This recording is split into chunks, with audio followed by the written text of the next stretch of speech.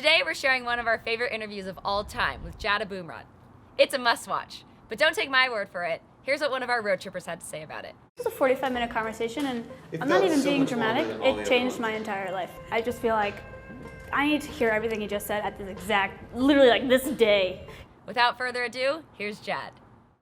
What were you like at our age, getting out of college, trying to figure out what you're going to do?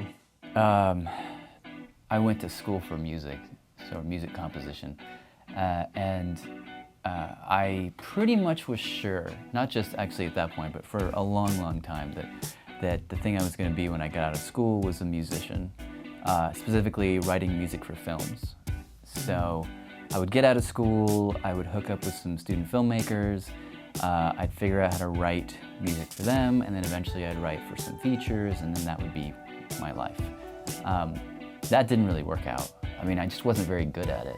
And so at a certain point, I just kind of gave it up. You know, I was like, I'm clearly not a good musician, I'm not a good film scorer. That was what I was thinking at that time. And so I thought I had failed. I thought my plan was wrong. What defined that point when you realized, you know, I've been trying to hold on to this path, but this just isn't working? What experience kind of brought it out? I used to live in a loft in Williamsburg with my girlfriend, who's now my wife. I remember we were sitting on the bed. It was hot as hell. And I was just feeling kind of like everything I'd tried hasn't worked. I was seeing a lot of people around me being very successful, doing the things I wanted to do. And it was easy for them, and I wasn't finding it easy, so I was like, what's wrong? And she made the suggestion, well, you know, you kind of like to write, you kind of like to make music. You're not really good at either on their own terms, but maybe you could somehow find the middle ground. Try out radio. Why not? And she said, just go volunteer. So I went and I volunteered for a year, making no money, working odd jobs when I could to sort of support myself, and feeling really crappy the whole time, you know, like feeling like, there's no career in this, but it's fun. You know, I had this like immediate sense of like satisfaction when you go out, you do an interview, you've got this piece of tape, because I used to actually work on tape, and you cut the part that you like and you stitch it together with some other tape, and then you say something between point A and point B, and you put it on the air. And it was just like this great immediate thing, like, wow, you can really just do that? It somehow turned out to be more interesting than I expected. It was like this little arrow that pointed me in a direction, and I was like, oh, I'll just follow that. And so I sort of see it as like your future self is leading you in some sense. It's dropping little hints. And so I got into radio, and you know, just to fast forward a bunch of years, I'm sitting here now making the show Radiolab, which I'm continually struck by how weirdly close it was to the thing I always wanted to do. I just somehow wrote the script wrong, you know? I wanted to be a film scorer, but I think I'm doing that now, weirdly, but I would never have known that this is actually the job I was imagining. I didn't somehow have the tools to imagine forward far enough. So I don't know, I mean, if I could translate that to you guys, it's like there's a feeling of dread and a feeling of anxiety that you have at this point, and there's a tendency to want to curtail the uncertainty. And you do have to make decisions, obviously, but premature certainty is the enemy. It's always the enemy. It's the enemy in everything that I do. It's that tendency to want to endgame it, to jump to the end of it and be like, okay, I'm there, I'm done, I can no longer worry about this. And that's the enemy. You have to ride the uncertainty. You have to walk through it. Because every point in that story I just told you up until this point has been filled with that dread. It's been filled with that anxiety. Like, what the hell am I doing? Who am I? You know, that's the question that's just there all the time. You know, even now, you get stuck in a story, those questions rush back in. You know, you're like, oh, I'm terrible at this. Why can't I figure this out? But somehow, if you don't feel that, I would be more worried about you than if you do. It's very interesting. One thing that comes up a lot is we're about, you know, defining our own roads as opposed to not taking somebody else's road. But how did you kind of take it to that next level of like, you need to be more open to other options and things like that? Let me get abstract for a second. I'm gonna bring in some highfalutin, and you can tell me to be concrete.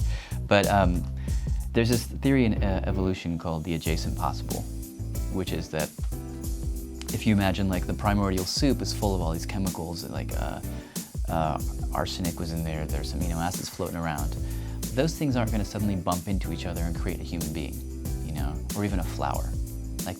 So it's not part of the possibility of that space to create the flower, you know. But you can take an amino acid and you can take a fat cell, you can slam them together. Suddenly you've got a cell, and suddenly that cell has more possibilities. A two-celled organism, and eventually an amoeba or something, I don't know. So you have to ask yourself, what is your adjacent possible, in some sense? Like right now, you're starting out, you're in a way in your own primordial soup of dreams.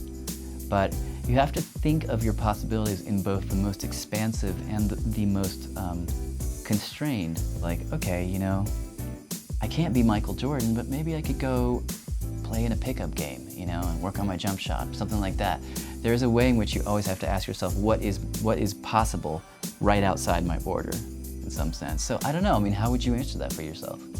That's a good question. I don't know. I mean, I just graduated with a degree in elementary education, and I'm kind of in that point right now where I really know that I want to teach, but I'm not getting any jobs, so it's kind of that uncertainty principle, and I want to figure out how to better cope with that and how to be more open to plan B and C and D. Yeah, and sure. It's unnatural for me to be kind of open to what might pop up, so I'm definitely more of a planner. I want to prepare. Sure. So what do you define as a teaching position? I guess that's really Yeah. what I need to come to terms with. Maybe that's an elastic term, and you can sort of you can stretch it a little bit. It may not end up looking at all like you expect. It may shapeshift on you, and the career that you thought you were heading towards becomes something very different. I mean, that definitely makes a lot of sense. I'm thinking back to your story when you referred to premature certainty. Mm-hmm. How do you know whether or not you can go further or do something different when one particular thing feels kind of comfortable? If you're doing something and you feel like you're in a good groove, and well, I'll tell you this story. When we first, we started the show on the Sunday nights on the AM, and it was largely ignored. Eventually, they decided, well, let's see what happens if we take it off this very neglected little space on the schedule and move it to a place that's a little more high profile. I was handed an Excel spreadsheet like the next week of all the listeners that had called in with one comment or another, and it was literally pages and pages and pages of hatred. It was just like, where the hell is Terry Gross and who are these two guys? Get them off of my radio. Like, what are all these sound effects? Why do they have to be so clever? Like, just stop. And it was like, I mean, there were like 120 of those comments. But my boss at the time, still my boss actually, he told me something I'll never forget. And he said, you know, all those people freaking out just means you're doing your job, you know? And the importance of that statement has continued to bloom in my life.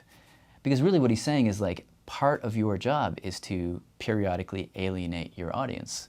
Whether your audience are listeners on the other side of the radio, or maybe it's your family, maybe it's the people who expect you to do certain things, maybe it's the person in you who hates the idea that you're not going to be what you think you are.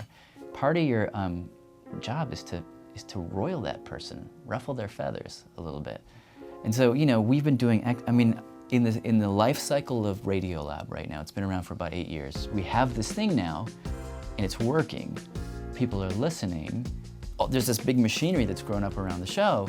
It's really easy to just do the same old thing. It's really easy. But it's just like we're just desperate. We're trying anything and everything we can think of to shock us out of our comfort zone, because that's gonna lead you to the next version of yourself. So like who you are next year and the year after that, that's unknown to me, and I wanna get to that person, and I wanna be surprised when I meet him, you know? I don't wanna just look into the future and see the person I thought I was gonna be. That's the worst thing in the world. So I think that kind of relates back to something you were saying. I just wanna be surprised at who I become and what this show becomes. That just rocked me. That's going to be going through my head for like the rest of the day. All right, so we want to be respectful of your time, and we appreciate it very much. So we have one last question. Sure. And that is, what advice do you have to us 20-somethings that are kind of lost in this world and trying to make sense of our lives? No pressure. What advice do I have? You should be panicking a certain percentage of the time, because then you're right at the edge of what you can do. You need a little bit of uh-oh, I think, in your creative life. Just enough. And it's a simple but radical thing I'm saying, is that you can reframe terrible feelings to make them an indication of what you should be doing. There are times when you want to sort of just stand in them and be in them, because you might be at the margins of something great. And things always get tense at the margins, you know? It's like the physics of a liquid changing to a gas. The molecules start to vibrate and they get very agitated and then they change to a gas. So things are never happy at the moment of change. Things are always unhappy. And sometimes that unhappiness just means that you're doing something worth doing. So that would be my only advice. Thanks for watching. We'd love for you to comment below with your favorite part of Jad's interview. And don't forget to subscribe.